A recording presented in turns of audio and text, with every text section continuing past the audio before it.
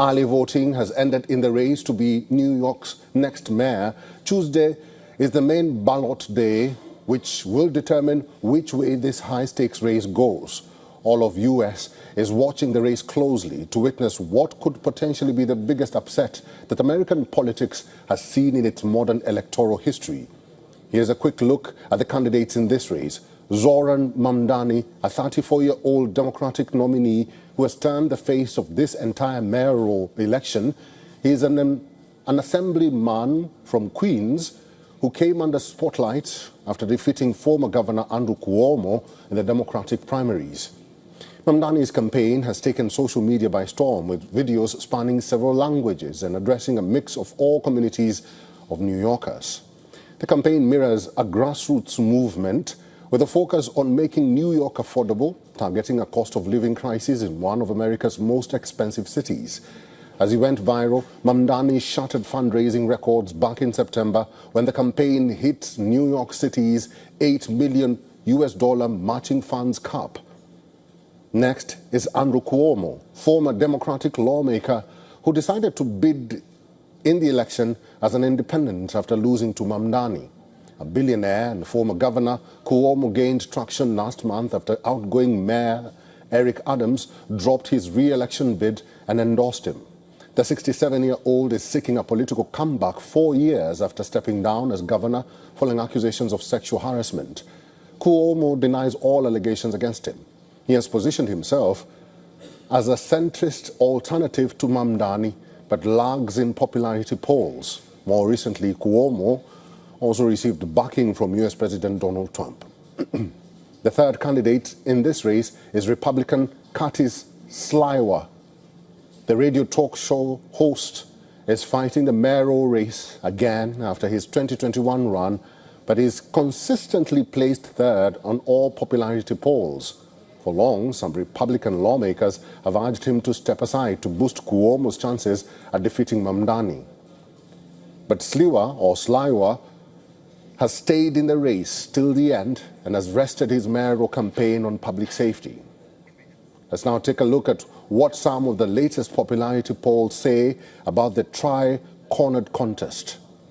First up, Atlas Intel poll, which shows Mamdani in leading with 41% support, followed by Cuomo at 34% and Republican Curtis at 24%. Next is the Quinnipiac University poll conducted on October 23rd to the 27th. The poll shows Mamdani in the lead, again with 43% of the vote share, followed by Cuomo on 33% and Curtis on 14%. 6% of New Yorkers are undecided. Emerson College polling shows Mamdani with 50% vote share, a 25% lead over Andrew Cuomo, who has 25% vote share. Curtis is third on this poll as well, with 21% votes. 4% of New Yorkers are undecided.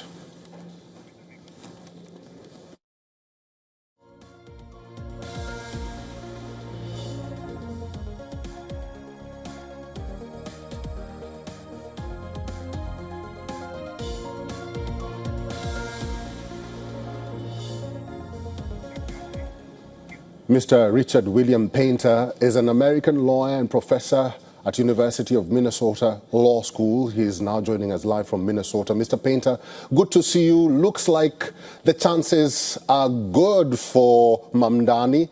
What is he doing right, according to you? Well, the voters in New York City are very frustrated with the cost of living. It used to be an affordable city and is not anymore in many parts of New York. People just can't afford to live in unless they have enormous sums of wealth. So people are frustrated and looking for candidates who will solve those problems. Now, whether Mamdani actually has the ability to solve the problem of the cost of living in New York is yet to be seen. But voters are also frustrated with the ethics scandals in the United States, in both the Democratic Party and the Republican Party. And the Democratic Party establishment backed Andrew Cuomo, despite his many scandals and the fact that he had to resign as governor of New York in a sexual harassment scandal. And it's really quite surprising that establishment Democrats would think that Cuomo is an acceptable candidate for mayor when he resigned the governorship of New York in disgrace. And unfortunately, the Republican Party has not been able to gain traction in New York. The Republicans have elected mayors of New York who've been very effective. Rudy Giuliani was very effective as a mayor. His political downfall came later after he left the mayoral position in New York. And Michael Bloomberg was a fabulously successful mayor, also a Republican. But the Republican Party does not, at this point, seem to have traction with the New York voters. And a large part of that is President Trump. And Curtis Silva, while he has a very a strong platform, he has no political experience. And it's uncertain whether, even if he did win, he would be able to implement his agenda, which focuses on public safety, another very, very important issue. Mr. Painter, now let's talk about Democrats. Do you actually think that Democrats are having it easy in New York?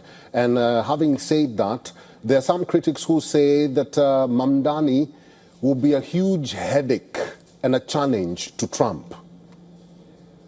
Well, the problem is that whoever wins this race for mayor of New York is going to have to run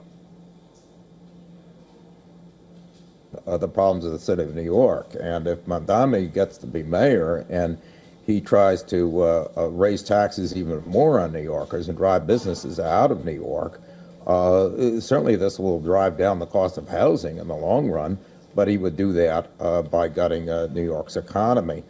So he's going to have some serious challenges ahead of him if he is a successful candidate for mayor of New York. New York is a very, very difficult city to govern and has serious problems, the cost of housing, crime, and issues with the unions, and fair wages. There are a lot of issues that need to be addressed in New York. So whoever wins this race really needs to focus on running New York City and not getting into fights with President Trump, who has his own difficulties running our country. All right, Mr. Painter, it's good to see you. We'll have to leave it there. Thank you for talking to us today. Thank you.